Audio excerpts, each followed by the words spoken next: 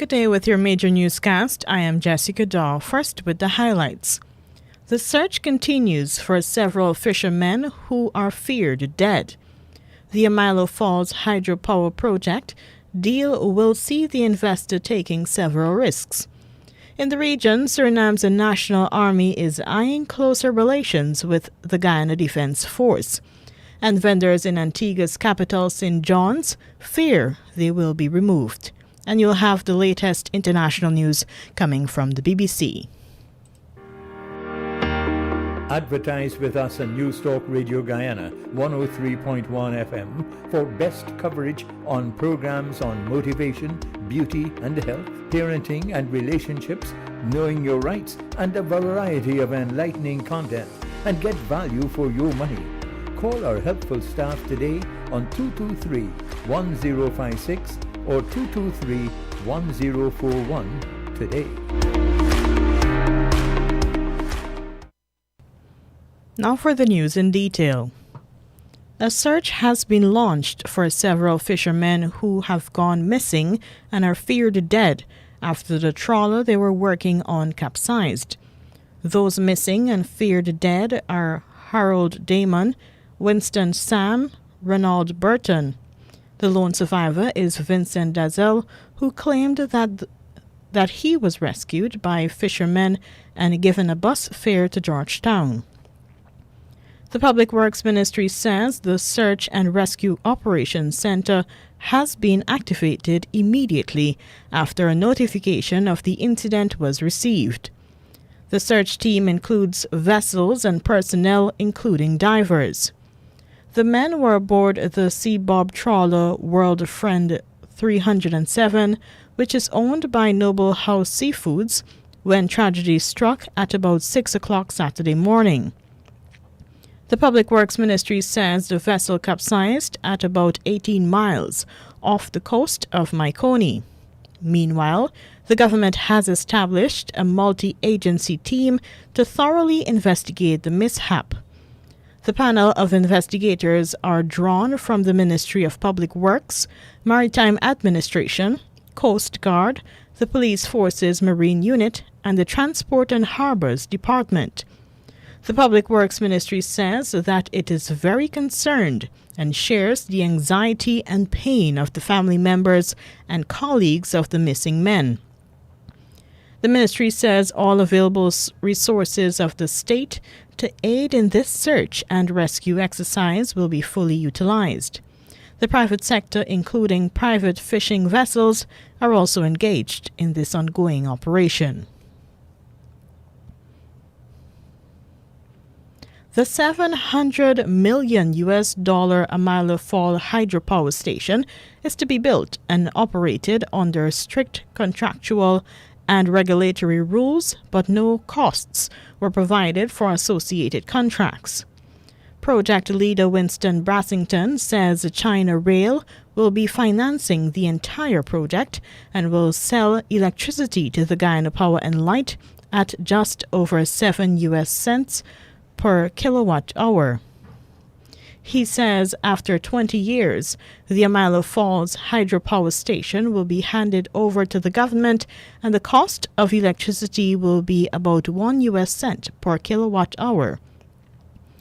The 165 megawatt hydropower facility is expected to have a lifespan of 75 to 100 years. Mr. Brassington says China Rail will be taking political and other risks. Now, like any large project, there's a lot of risk in these projects, but most of these risks are being put to the developer. So the construction cost, that's covered by the EPC contract with all the usual checks and balances. So liquidated damages if the project will take longer. So this is a lump sum price. The geotechnical risk, we're going to stay with the same structure that we had in 2012. The hydrology risk, the GPL will be assuming this. The contract provides for allocation of force majeure risk. GPL will take all of the power from the project. He says actual work on the ground could start by the third quarter of this year. No reference was made to the possible impact of drought or less rainfall, a climate change problem that has dogged hydropower plants in neighboring Brazil and Venezuela, as well as other South American nations. Mr. Brassington did not say how much project supervision, operation, and maintenance contracts could possibly cost. A more than 20-year-old idea to generate electricity from wind for consumption by Guyanese could this year move to the installation of 6 turbines at Hope Beach and Chapman's Grove East Coast Demerara. Project General Manager for the Hope Energy Development Project, Johan Saido. He told the just concluded International Energy Conference Guyana that the wind farm is expected to generate 25 megawatts. But he says a solar farm will be added to cater for the hours of less wind. We realized with the wind resource that the peak power is in the evening, which is good. It matches the evening peak that you had here, the domestic peak. But the average wind speed is lowest midday, which is when the sun is shining. So then the question was, okay, how can we help get this higher capacity use of the substation by adding more solar? And it turns out 20 megawatts of solar is a good amount before you start having these two competing with each other through a 25 megawatt substation. So the result of this is a project with combined solar and wind at 25 megawatts with very high average outputs, starting to approach run-of-river projects that we've seen and looked at in Brazil and other places. Work done so far includes 4 years of wind metering, attracting interest from international and regional banks, and environmental compliance. He says after Guyana Power and Light and Hope Energy Development sign a 20-year power purchase agreement, international and regional banks will be asked to finance the project. President Irfan Ali says there should be greater tolerance of Muslims, especially at a time when there is fear or hostility towards them. Muslims should not be ashamed or forced to give up their beliefs for the sake of inclusion or acceptance. Muslims must be accepted for who they are. Do not be afraid of dressing like a Muslim. Do not be afraid of being identified as a Muslim. Do not be afraid of others knowing that you're a Muslim. Islamophobia is not going to disappear overnight, but by ensuring that a larger family, society, recognizes and respects Muslims and their rights, it will go a long way towards ending attacks, bias, prejudice, and discrimination against Muslims. This address was made at the Family Summit hosted by the Tariq Islamic Center of Ontario. He noted that both Guyana and Canada place a great emphasis on multiculturalism. The annual family conference that was held under the theme Countering Islamophobia, Effective Strategies, Resources, and Best Practices.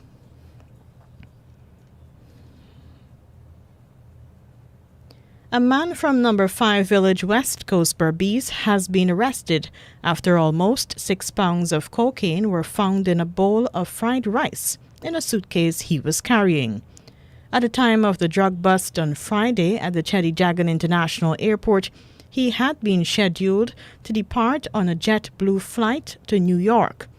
The Customs Anti-Narcotics Unit says a 28-year-old Esmond Anderson is facing a charge of possession of cocaine for the purpose of trafficking. Kanu said its agents intercepted the narcotic with a street value of 17.2 million Guyana dollars on Friday. The anti-drug agents say a search of Mr. Anderson's suitcase was conducted in his presence, which resulted in the discovery of a white substance suspected to be cocaine concealed in a bowl with fried rice. Kanu says its officers at the Chedijagan International Airport conducted a field test which revealed that the substance was cocaine. Mr. Anderson, who works with one of the leading oil industry support companies, is expected to appear in court on Monday to answer a charge of possession of narcotics for the purpose of trafficking. Now for the news in the region. The National Army of Suriname is in favor of having an annual bilateral meeting with the Guyana Defense Force with the aim of reaching agreements on military cooperation. Commander of Suriname's National Army, Colonel Henry Van Axel Dongen, outlined his expectation at the end of a visit to Paramaribo by Chief of Staff of the Guyana Defense Force. Star News reports that the military chiefs discussed cooperation at the Guyana-Suriname border between army units of the two neighboring countries, joint training, exercises, sports activities, and tackling environmental threats and illegal mining activities. However, military cooperation between Guyana and Suriname cannot be held under a bilateral defense agreement is signed between the two countries. Defense Suriname has long made a proposal to enter into a bilateral defense agreement between both countries. An annual regional meeting for military exchange with Guyana cannot take place until the policy-level agreement has been signed by both countries. The delegation was also the guest of Defense Minister Krishna Mathura, who stressed the need for both defense forces to be prepared for disasters. Barbados is to become the home of the largest hybrid power plant in the Caribbean. The developer's HDF Energy is a leading global company in hydrogen energy, said Rubis, and HDF Energy in the Caribbean are developing Renewable Barbados RSB. The company says it will supply 16,000 homes with electricity from solar and local produced green hydrogen. The developers say that RSB will aid the island in achieving its 100% renewable energy mandate by 2030 without the intermittency concerns that typically limit the deployment of solar and wind power on the island grids. Rubis Energy, the parent company of Rubis Caribbean, has acquired 51% of the hydrogen power project in the Caribbean. This transaction follows a strategic agreement signed between the two energy companies in June 2021. HDF Energy is also in active discussions with the Barbados Sustainable Energy Cooperation Society to offer 30% of the project prior to construction.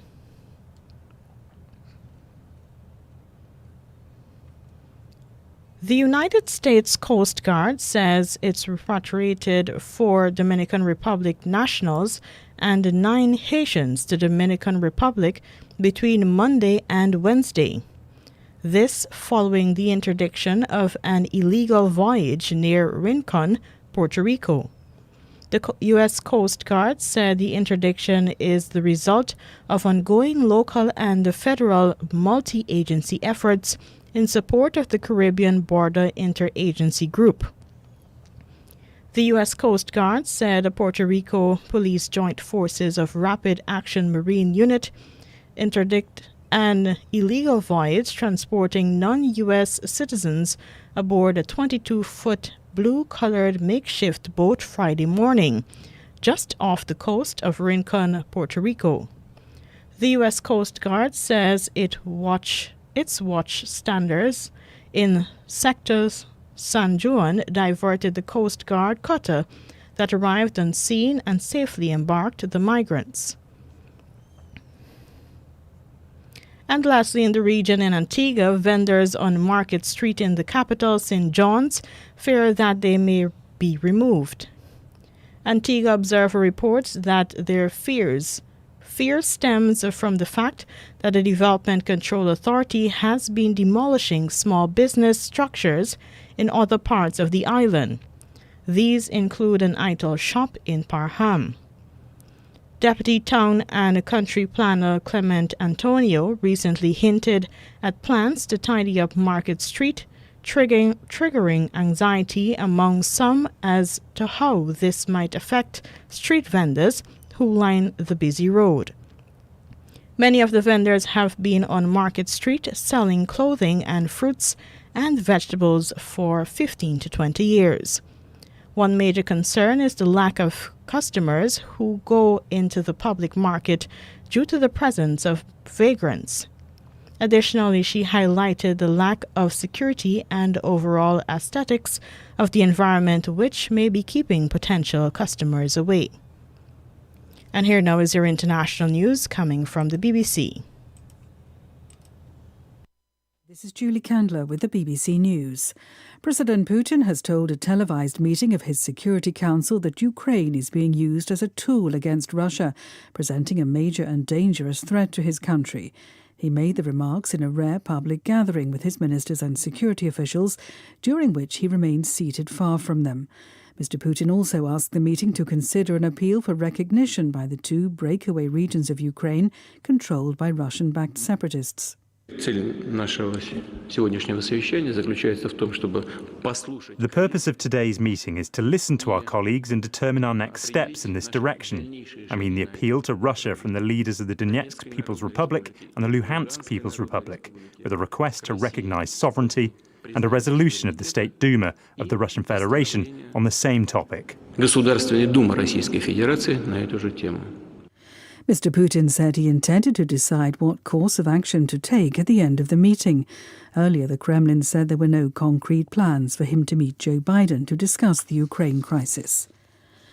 The European Union has rejected calls by Ukraine to impose immediate sanctions on Russia.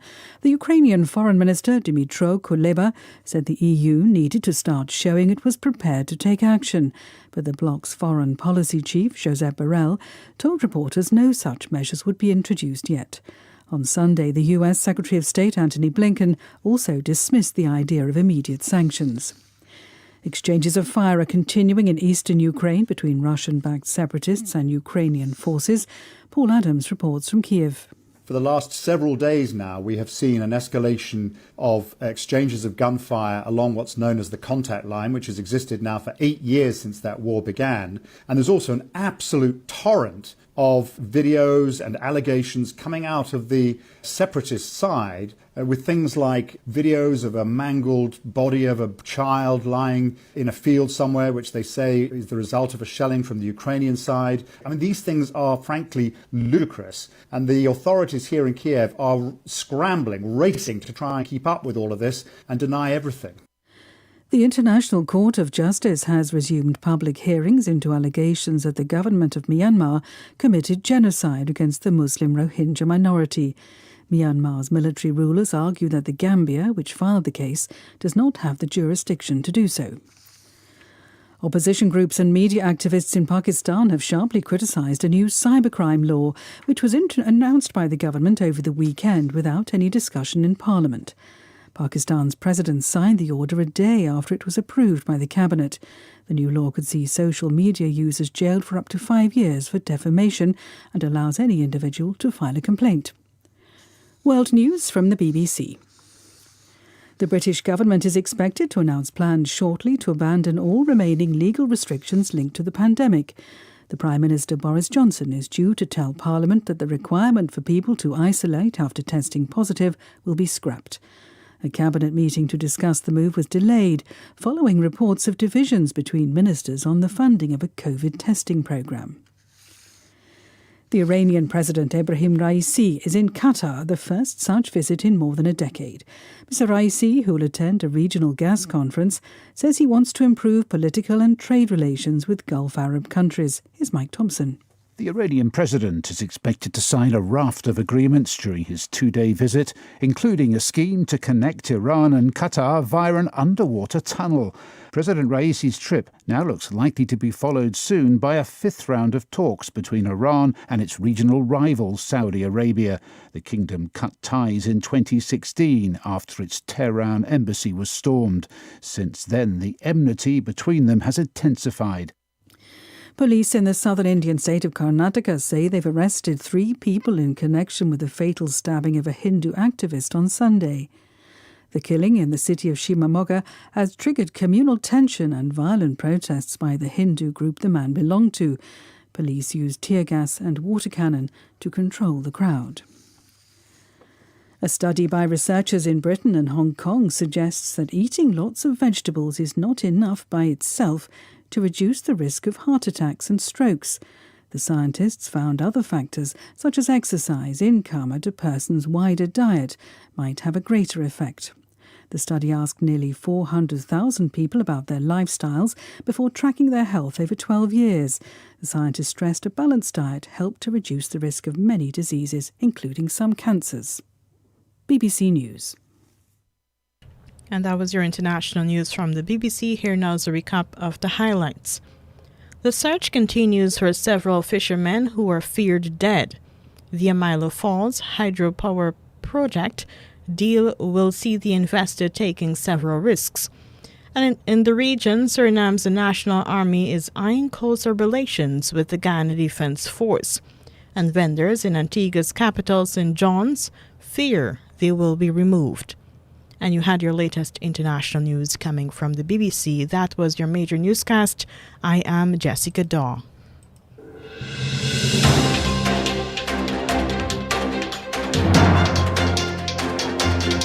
This has been the news, compiled in the News Talk Radio Newsroom. For ongoing updates, visit demerarawaves.com, and you can check facebook.com/demwaves and twitter.com/demwaves.